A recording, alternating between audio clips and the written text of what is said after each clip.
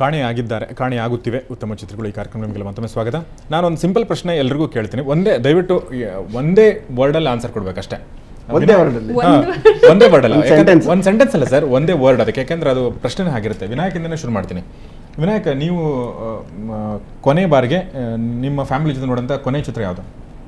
ನಾವು ಫ್ಯಾಮಿಲಿ ಒಟ್ಟಿಗೆ ನಾನು ನಾರ್ಮಲಿ ವಾರಕ್ಕೆ 1 ಅಥವಾ 15 ದಿವಸಕ್ಕೊಂದು ಸಿನಿಮಾ ಹೋಗ್ತಾ ಇರ್ತೀನಿ. ಬಟ್ ಚೆನ್ನಾಗಿ ಅನ್ಸಿದ್ದು ಲೈಫು ಇಷ್ಟೇನೆ, ಭಾಳ ಚೆನ್ನಾಗಿತ್ತು. ಗೋವಿಂದಾಯನಮ್ಮ ಓಕೆ, ಸ್ವಲ್ಪ ಕೆಲವೊಮ್ಮೆ ಸ್ವಲ್ಪ ಅಡಲ್ಟ್ ಅನ್ಸಿದ್ರು. ಬಟ್ ನಾನು ಹೋದ ಥಿಯೇಟ್ರಲ್ಲಿ ಎಲ್ಲ ಏಜಿನ ಎಲ್ಲ ಗಂಡ ಹೆಂಡತಿ ಇದ್ರು, ಫ್ರೆಂಡ್ಸ್ ಇದ್ರು, ಎಲ್ಲರೂ ಇದ್ರು.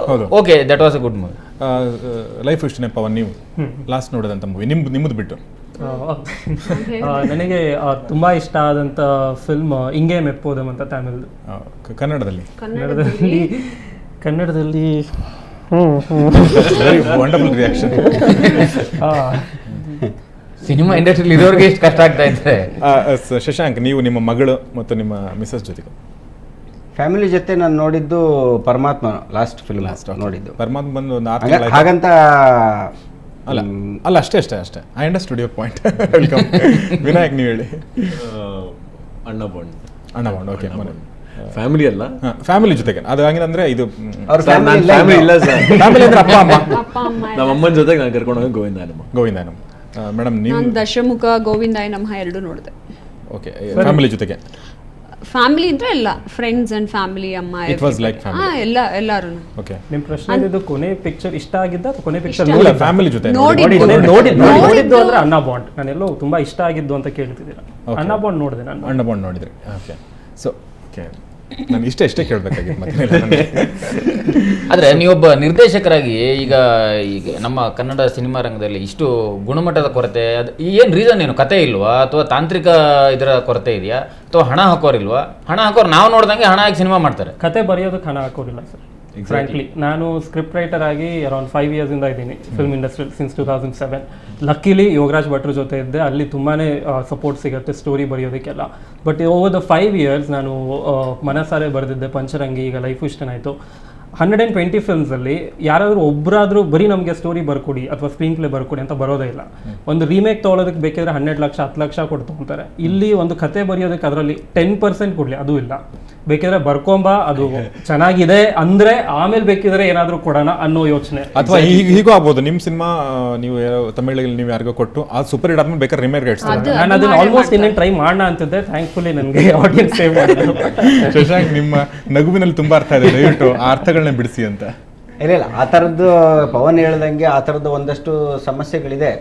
ಬಟ್ ಕ್ವೈಟ್ ನ್ಯಾಚುರಲ್, ಅದು ಏನು ಮಾಡೋಕ್ಕಾಗಲ್ಲ. ಯಾಕೆಂದರೆ ಒಂದು ಸಿನಿಮಾ ಮಾಡೋದು ಅಂದರೆ, ಸಿನಿಮಾ ಅನ್ನೋದು ಇವತ್ತು ಕೇವಲ ಕಲಾ ಮಾಧ್ಯಮ ಆಗಿ ಉಳಿದಿಲ್ಲ, ಅದು ವ್ಯಾಪಾರ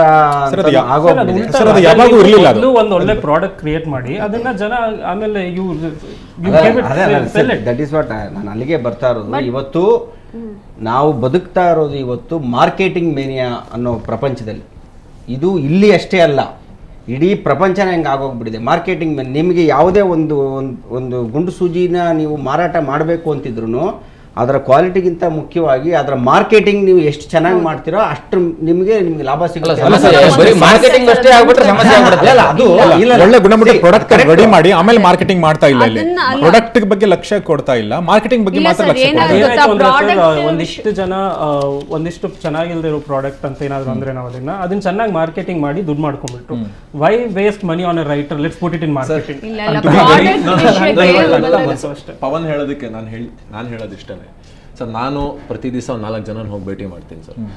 ಇಂಥ ಸಮಯದಲ್ಲಿ ಏನಾಗಿದೆ ಅಂದರೆ, ಪ್ರತಿ ವಾರ ಬರುವಂತಹ ಒಂದು ಕೆಟ್ಟ ಕನ್ನಡ ಸಿನಿಮಾಯಿಂದಾಗಿ ನಾಳೆ ಬರುವಂತಹ ಒಂದು ಒಳ್ಳೆ ಕನ್ನಡ ಸಿನಿಮಾ ಇವತ್ತು ಆಡಿಯನ್ಸ್ ಕಳ್ಕೊತಾ ಇದೆ. ಸರ್, 1 ನಿಮಿಷ. ಫಸ್ಟ್ ಕೆಟ್ಟ ಕನ್ನಡ ಚಿತ್ರ ಅನ್ನಕ್ಕೆ ಮುಂಚೆ ಎಲ್ಲಾ ಚಿತ್ರನೂ ರಿಲೀಸ್ ಆಗತ್ತಲ್ಲ, ನಿಜವಾಗ್ಲೂ ನಾನು ಹೋಗಿ ನೋಡ್ತೀನಿ. ಇವನ್ ಅತಿ ಕೆಟ್ಟ ಚಿತ್ರ ನಾನು ನೋಡ್ತೀನಿ, ಅದು ನನ್ನ ಮೈಂಡ್ಗೆ ಇಷ್ಟ ಆಗ್ಬೋದು. ಫಸ್ಟ್ ಆಫ್ ಆಲ್ ಚಿತ್ರರಂಗದಲ್ಲಿ ಇರೋರು, ಎಸ್ಪೆಷಲಿ ಅಸೋಸಿಯೇಟ್ ಅಸಿಸ್ಟೆಂಟ್ ಅವರೆಲ್ಲ ನಿರ್ದೇಶಕರು, ಯಾರು ಚಿತ್ರಕಥೆ ಸಂಭಾಷಣೆ ಬರೆಯೋರು ಇದಾರಲ್ಲ, ಎಲ್ಲ ಇನ್ಕ್ಲೂಡಿಂಗ್ ಕೆಟ್ಟ ಚಿತ್ರಗಳನ್ನು ನೋಡ್ತೀವ ನಾವು ಕನ್ನಡಿಗರು. ಆಮೇಲೆ ಡಿಸಿಷನ್ ತಗೋತೀವ ವೆದರ್ ಇಟ್ಸ್ ಅ ಕೆಟ್ಟ ಚಿತ್ರ ಆರ್ ಒಳ್ಳೆ ಚಿತ್ರ. ಅದನ್ನ ನಾವು ನಿಜವಾಗ್ಲೂ ತಿಳ್ಕೊಬೇಕಾದ್ರೆ. ಇನ್ನೊಂದು, ಇವಾಗ ಜನ ನೋಡ್ದೇನೆ ಅದನ್ನ ಕೆಟ್ಟ ಚಿತ್ರ ಅಂದ್ಬಿಟ್ಟಿರ್ತಾರೆ. ಅಲ್ಲ, ಅಂದ್ರೆ ನಿಮ್ ಪ್ರಕಾರ ಎಲ್ಲಾ ಚಿತ್ರಗಳು ನೋಡ್ಬೇಕು, ಆಮೇಲೆ ನಿರ್ಧಾರ ನಮ್ ಕನ್ನಡ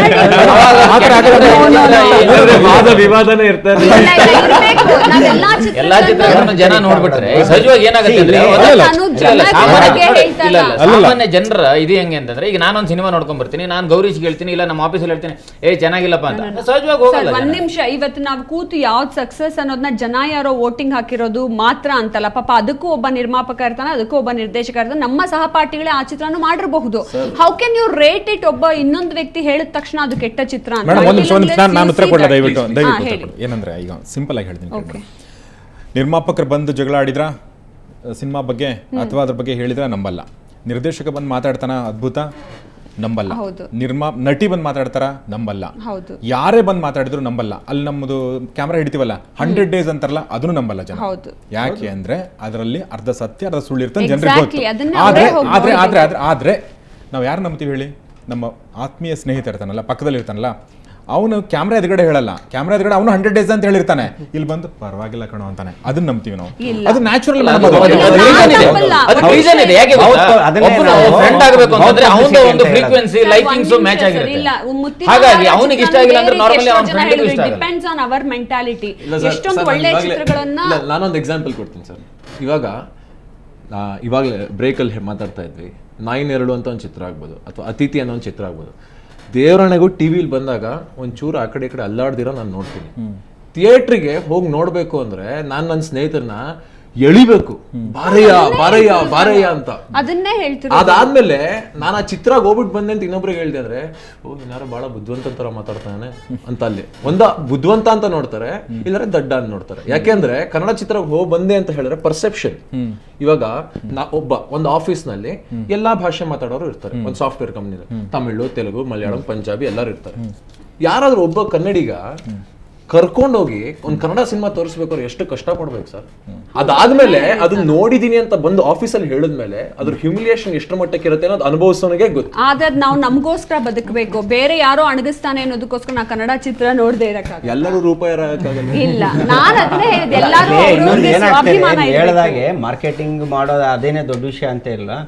ಅಲ್ಲಿ ಎಲ್ಲಿ ತಪ್ಪಾಗ್ತಾ ಇದೆ ಅಂದ್ರೆ, ಮಾರ್ಕೆಟಿಂಗ್ ಮೇನಿಯಾದಲ್ಲಿ ಆಗೋ ಮಿಸ್ಟೇಕ್ಗಳೇನು ಅಂದ್ರೆ, ಒಂದು ಕಾಂಬಿನೇಷನ್ಸು. ಈಗ ಒಬ್ಬ ಸ್ಟಾರ್ ಮಾರ್ಕೆಟ್ ಮಾಡಬೇಕು ನಿಮ್ಮ ಪ್ರಾಡಕ್ಟ್ನ ಅಂದರೆ ಅಲ್ಲಿ ಯಾರೋ ಒಬ್ಬ ಸ್ಟಾರ್ ಇರಬೇಕು.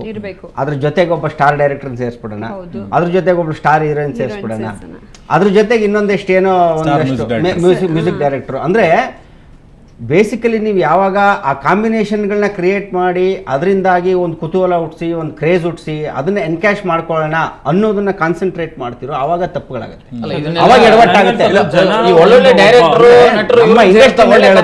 ಅಲ್ಲಲ್ಲ, ಅದನ್ನ ಮಾಡಬೇಕು, ಅವರೆಲ್ಲರೂ ಬೇಕು. ಇದೆಲ್ಲದೂ ಎಷ್ಟು ಅಂದ್ರೆ ಬೇಸಿಕ್ ಎಲ್ಲಿಗೆ ಬರುತ್ತೆ ಅಂದ್ರೆ, it comes to morality, social responsibility ಅನ್ನೋದಕ್ಕೆ ಬರುತ್ತೆ. ಈಗ ನಾನೊಬ್ಬ ಡೈರೆಕ್ಟ್ರು, ಡೆಫಿನೆಟ್ ಆಗಿ ನನ್ನ ಸಿನಿಮಾಗೆ ನಾನು ಹೌದು ತುಂಬ ಮಾರ್ಕೆಟಿಂಗ್ ಚೆನ್ನಾಗಿ ಮಾಡಬೇಕು ಅಂತ ಪ್ರಯತ್ನ ಪಡ್ತೀನಿ. ಈಗ ಒಂದು ಸಿನಿಮಾ ಮಾಡ್ತೀನಿ ನಾನು, ನನಗೆ ಇದು ಒಂದು ಒಳ್ಳೆ ಕತೆ ಮಾಡಿದ್ದೀನಿ, ಇದಕ್ಕೊಬ್ಬ ಒಳ್ಳೆ ಸ್ಟಾರ್ ಇದ್ದರೆ ಚೆನ್ನಾಗಿರುತ್ತೆ, ಒಳ್ಳೆ ಸ್ಟಾರ್ ಹೀರೋಯಿನ್ ಇದ್ದರೆ ಚೆನ್ನಾಗಿರುತ್ತೆ, ಇದು ಬಂದು ಮ್ಯೂಸಿಕ್ನ ಸ್ಟಾರ್ ಮ್ಯೂಸಿಕ್ ಡೈರೆಕ್ಟರ್ ಮಾಡಿಬಿಟ್ರೆ ಒಳ್ಳೆ ಐದು ಬರುತ್ತೆ, ಎಲ್ಲ ಬರುತ್ತೆ. ಅಫ್ಕೋರ್ಸ್ ಅದೆಲ್ಲ ಥಿಂಕ್ ಮಾಡಬೇಕು, ನಿಜ ಅದೆಲ್ಲ ಬೇಕು.